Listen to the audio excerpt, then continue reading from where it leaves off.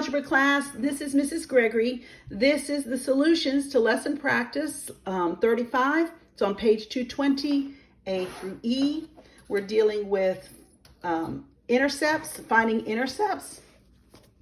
All right, and so we're going to do these questions. So I'm going to go ahead and show you the book for those of you who don't have a book. All right, there's the practice itself. All right, if you haven't done it already, please take a moment, work these problems out before I go through and give you all the answers. All right. Okay, now that you've seen them all, let's move on. All right. A says find x and y intercepts for negative 6x plus 9y. And I'll say this again, to find the x-intercept, set y equal to 0, solve for x. All right, so first thing I do is negative 6 times x plus 9 times 0, because we replace y with 0, and we solve.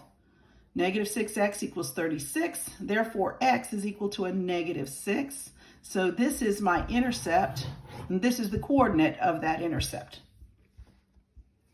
All right. And then on this side, find the y-intercept. We set x equal to 0 and solve for y. So this time it's negative 6 times 0 plus 9 times y. And of course that goes away to 0.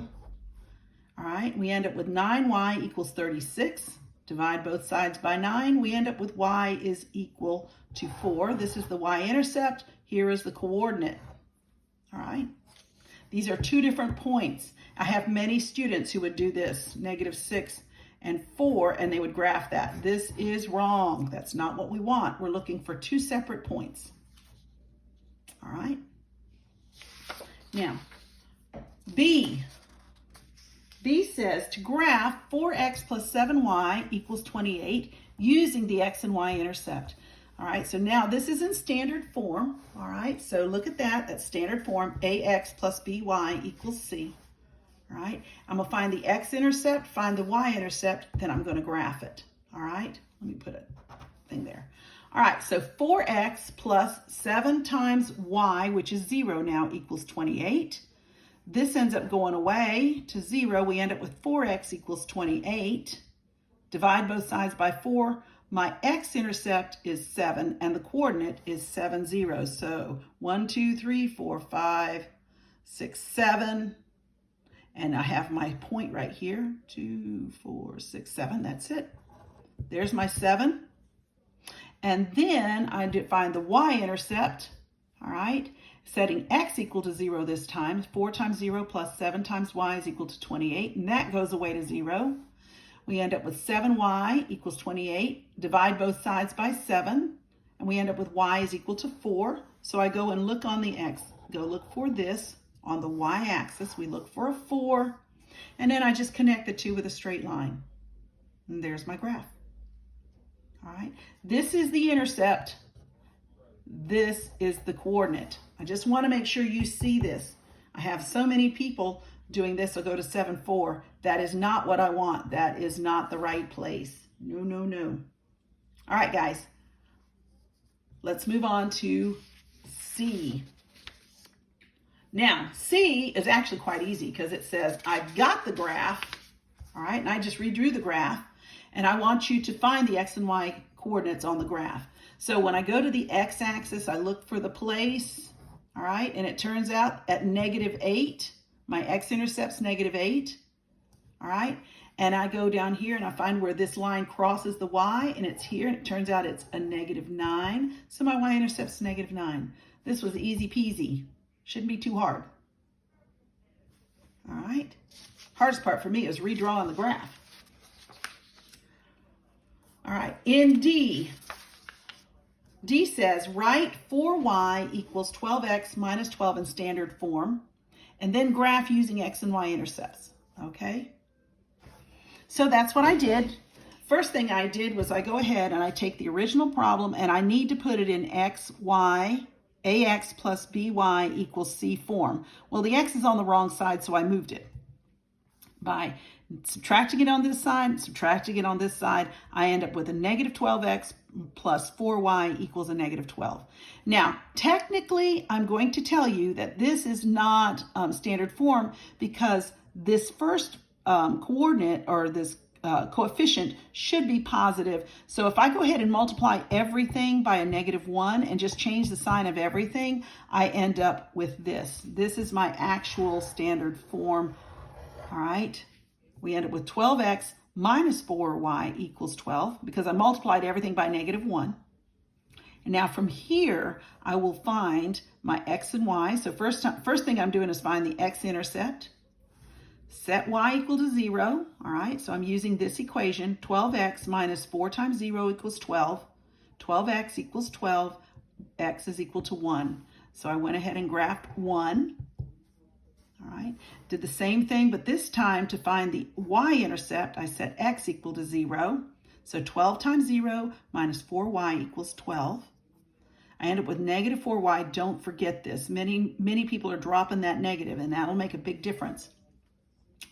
So this becomes 12 divided by a negative 4. Y is equal to a negative 3. So I come over here and find where y is a negative 3, and then I just drew a straight line through that.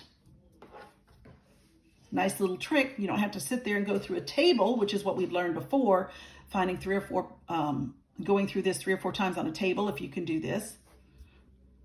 I still like the y equals mx plus b. That's probably the easiest way to graph a line, but this is also available, and you need to know how to do that. And you need to know what intercepts are. All right, let's go on and do the very last one of these, and I want to go ahead and read this to you. It says, Harva jogs 6 miles per hour and bikes 12 miles per hour. The equation 6x plus 12y equals 24 shows that she has gone a total of 24 miles. Find the x-intercept and explain what each means. All right, so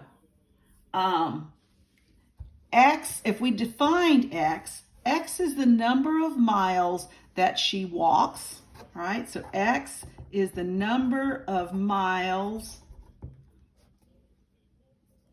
Is that right? 6 miles per hour. No, it's the number of hours that she walks. Number of hours she walks.